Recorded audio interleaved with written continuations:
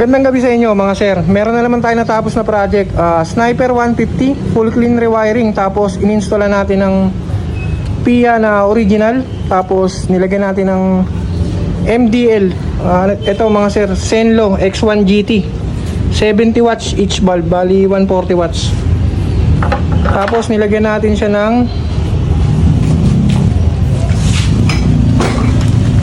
ito mga sir. Bali dala ni customer to yung kanyang park light. Tapos may kasama signal lights. Ito yung pagkakagawa natin ng wiring mga sir. Napakalinis. Dito sa headlight walang kakalat-kalat, walang mga nakalagay na relay. Tanging sakit lang ng headlight mga sir. Tapos nilagyan natin to ng passing light, tinaniman natin. Tapos meron siyang sakit, dihugot lang mga sir. Ito itatanim natin to doon sa kanyang headlight. Ito yung kanyang busina. Tapos meron din tong back to stock mga sir. Ito lumang busina na to. Tapos meron siyang charger dito na may voltmeter. Ito yung socket. And mga sir, walang kakalat-kalat yung pagkakagawa natin ng wirings. Napakalinis. Ayan mga sir. Tapos naka to, ano ba tawag dito? Naka nylon mga sir para hindi kumiskis sa chassis. Andito lahat ng connection niya mula sa ulo. Testing natin yung busina mga sir.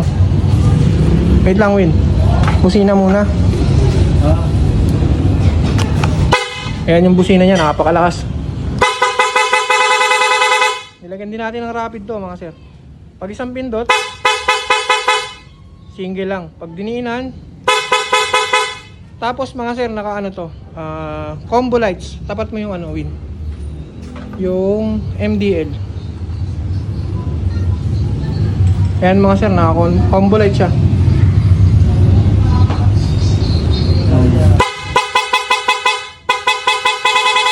Kunwari, ayan yung niya, yung high, low, yung passing, naka-high, passing. Tapos meron din siyang passing light. Win, pakikabit nga nito Win. Flip mo to.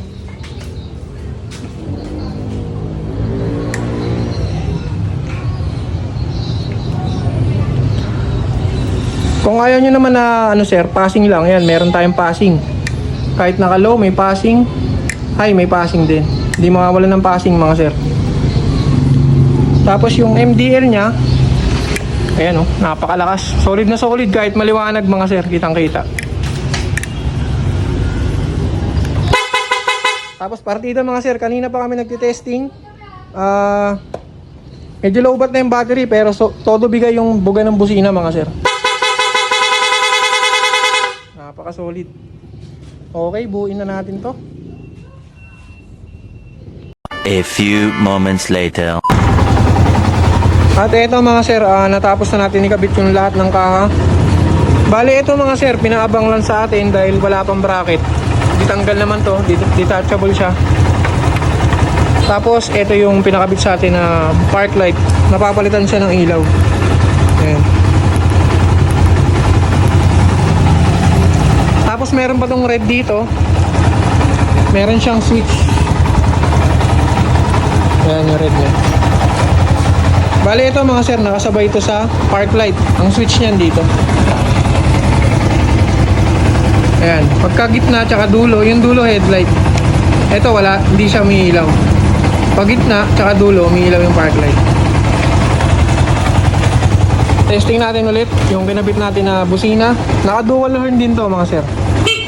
Ayan yung stock nya. Stock horn. Tapos loud horn. Ayos yung mga MDL din.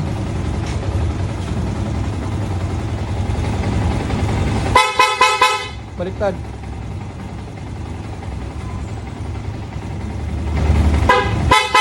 Ayan, di pa kasi nakasetup yung sir, yung yan, MDL. Meron din siyang passing. Ito yung tinanim natin. Ayan yun. Tapos mga sir, ito nga palang gawa natin. Meron tong safety fuse. Dito lang natin nilagay sa gilid. Ayan. Bali, hiwalay yung fuse ng MDL, hiwalay din yung fuse ng louder. Tapos meron siyang main fuse dito, dalawa.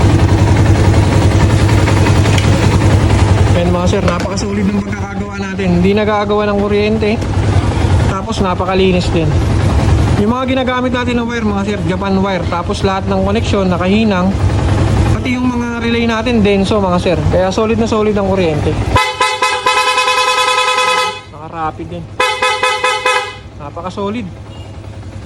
Okay, maraming salamat sa tiwala mga sir. God bless and ride safe always.